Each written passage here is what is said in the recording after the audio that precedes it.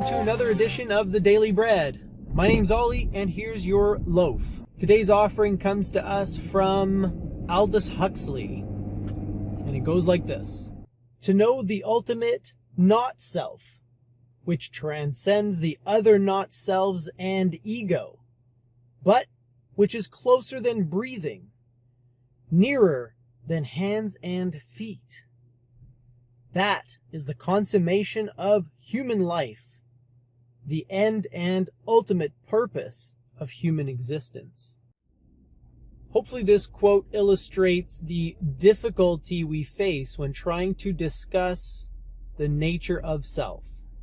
If you'll recall, a few videos ago I quoted William Law, where he says, "What could begin to deny the self if there were not something in humans that was different or distinct from the self?" And in that video, I talked about how that quote was confusing, because when William Law refers to the self which is being denied, I believe he's referring to what I would call the ego. Depending on who you ask and from which tradition this person is from, they will use a different term for the same thing.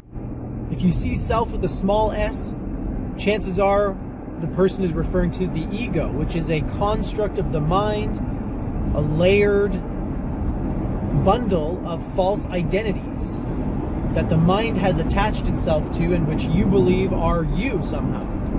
This body, this name, this job, the roles that I play in society, whether as a father, an employee, a volunteer, these are the types of things that the mind attaches itself to and which become a part of your not-self.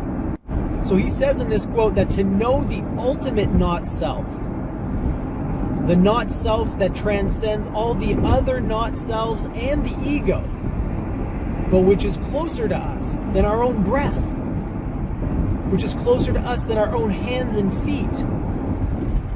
To know the ultimate not-self is the consummation of human life. At the end, he says it's the ultimate purpose or end to human life. I don't know that I necessarily agree with him on that, for reasons that we can explore.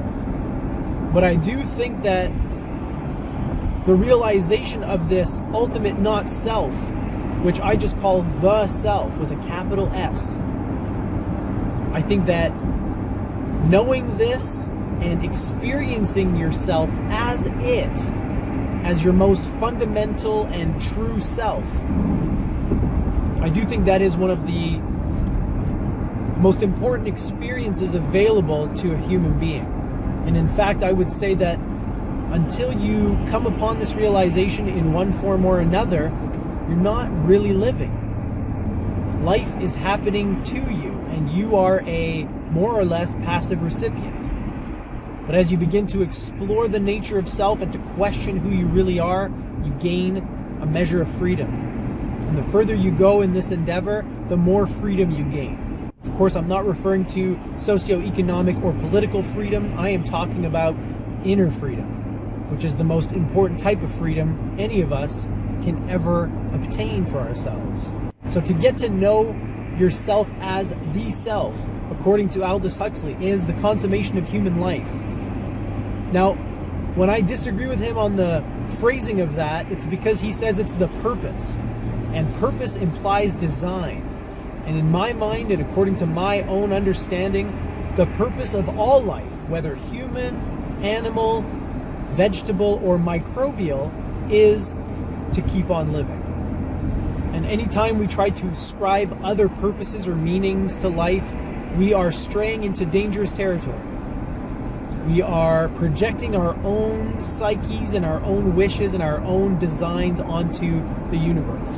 The survival of the individual specimen in the short term and the survival of the entire species in the long term, which of course is done through procreation. So to me, this is the true purpose, the only purpose of life that is intrinsic to life, that is built into life. We are born, and our number one instinct is to survive. And we will fight to do so, and we will do whatever we can to continue living. That is the purpose of life. But while we are alive as human beings, we have this amazing potential to realize something that no other species on Earth can realize, because realizing is the business of humans. Animals are. They don't think and they don't realize anything. They experience and they live and they move and they obey their instincts and their conditioned behaviors. But we humans, we have that spark. And when you fan that spark into a flame, your entire soul becomes as bright as the sun, and you can see yourself as you truly are. You can feel yourself as that not-self that Aldous Huxley refers to, the Atman, the Christ consciousness, the Buddha nature. All these names that we keep batting around, they're all pointing at the same experience. Mark my words. And the only way that you can understand that for yourself is to have the experience. Thanks again for joining me on my drive home. It's always nice when you're here because time just flies by. Hopefully you'll join me again as we continue to explore the topics of love, virtue, goodness, beauty, truth, and all that good shit. All right. Thanks again, and live well, my friends.